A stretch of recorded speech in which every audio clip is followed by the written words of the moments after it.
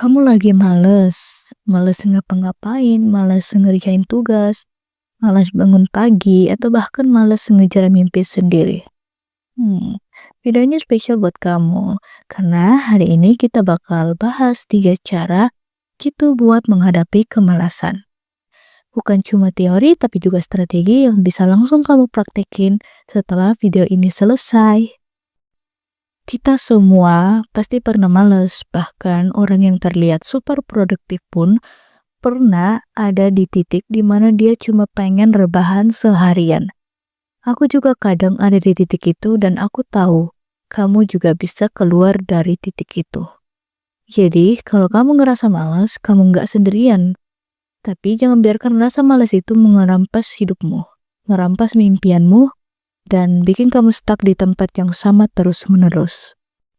Sekarang yuk kita bahas 3 cara menghadapi kemalasan. Tapi sebelum itu kita mulai dulu nih dengan satu pertanyaan penting. Apa sih sebenarnya yang bikin kita malas? Kemalasan bukan sekedar enggak mau melakukan sesuatu, atau seringkali malas itu adalah tanda dari konflik batin. Misalnya, kita tahu kita harus ngerjain tugas, tapi kita takut gagal. Kita harus olahraga, tapi kita ngerasa nggak cukup kuat atau malu. Kita tahu kita harus bekerja keras, tapi kita terlalu perfeksionis sampai akhirnya kita nggak mau mulai sama sekali. Kemalasan seringkali adalah bentuk lain dari ketakutan, kebingungan, dan bahkan kelelahan mental. Oke, cara yang pertama untuk menghadapi kemalasan adalah yang pertama, bangun sistem, bukan sekedar andalkan motivasi.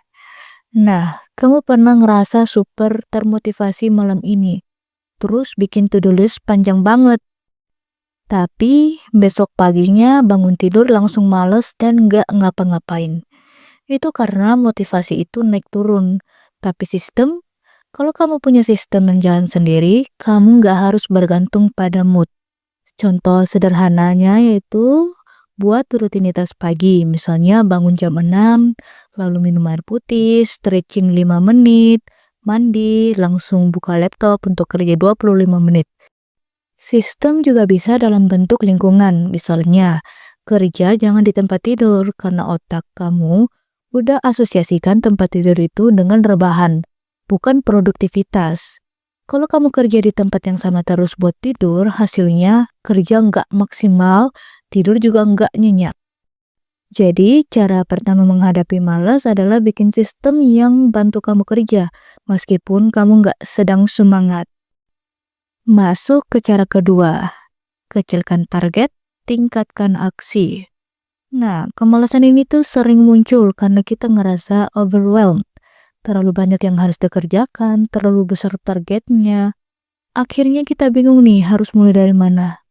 Cara kedua ini, kecilkan target, tingkatkan aksi. Misalnya nih, kamu punya tugas nulis makalah 10 halaman. Ngebayangin ini aja tuh udah males kan? Coba ubah pendekatannya. Hari ini cuma nulis 1 paragraf pembuka. Besok kerangka isi, lusa 1 subbab. Nah, kecilkan target sampai kamu bisa bilang, gini mah gampang. Itu kunci utamanya. Mulai dari hal yang kecil, sampai kamu nggak punya alasan buat nggak mulai.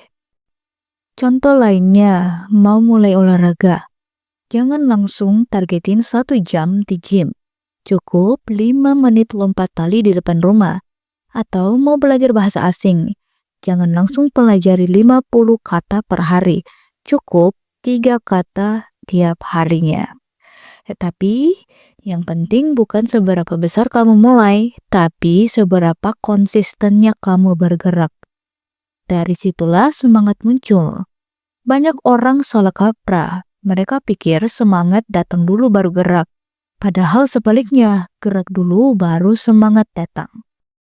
Masuk ke cara yang terakhir, yaitu hubungkan dengan tujuan besar. Oke, sekarang cara yang ketiga, hubungkan tindakan kecilmu dengan tujuan besar. Kadang kita malas karena kita lupa. Kenapa sih aku harus melakukan ini? Coba pikirkan ini. Kenapa kamu harus belajar hari ini? Kenapa kamu harus olahraga? Kenapa kamu harus kerja keras? Kalau jawaban cuma kan harus, ya pasti malas. Tapi kalau kamu bisa hubungkan setiap tindakan kecilmu dengan impian besar yang kamu kejar, itu bisa menjadi sumber energi yang luar biasa untukmu. Contoh, kamu belajar karena kamu ingin bantu orang tuamu lepas dari tekanan finansial. Atau kamu kerja keras karena kamu ingin suatu hari kamu bisa memiliki bisnis sendiri. Dan kamu olahraga karena kamu ingin sehat, biar kamu bisa melihat anak-anak kamu tumbuh besar nanti. Setiap langkah kecil itu penting. Dan kalau kamu bisa merasakannya, bukan cuma ngerti di kepala, tapi merasakan itu di hati, maka rasa malas itu bakal kalah. Tapi gini, jujur aja ya, walaupun kita tahu caranya, kadang rasa malas itu akan tetap kambuh. Dan aku pikir itu tidak dapat dihindari. Dan itu wajar, karena kita manusia dan bukan robot. Kamu hanya perlu praktekin ini, ngomong sama diri sendiri. Oke, gue kerjain 5 menit aja. Biasanya setelah 5 menit, kamu akan lanjut terus. Istirahat yang cukup. Kadang kita bukan malas tapi capek. Dan jangan terlalu perfeksionis, karena tindakan yang gak sempurna lebih baik daripada tidak bertindak sama sekali. Jadi kalau suatu saat kamu ngerasa balik lagi jadi malas, jangan terlalu keras sama diri sendiri. Jangan langsung merasa gagal. Yang penting kamu sadar dan bangkit lagi. Jadi teman-teman, 3 cara menghadapi kemalasan, bangun sistem bukan cuma andalkan semangat. Kecilkan target mulai dari langkah terkecil. Hubungkan tindakanmu dengan impian besar. Ingat, kamu punya potensi luar biasa. Jangan biarkan rasa malas mencuri masa depanmu. Lawan dengan langkah kecil setiap hari, lama-lama kamu akan melihat perubahan besar. Kalau kamu ngerasa video ini bermanfaat, bantu sebarkan ya, siapa tahu ada teman kamu yang juga lagi butuh semangat. Dan jangan lupa subscribe, klik loncengnya, dan komen di bawah.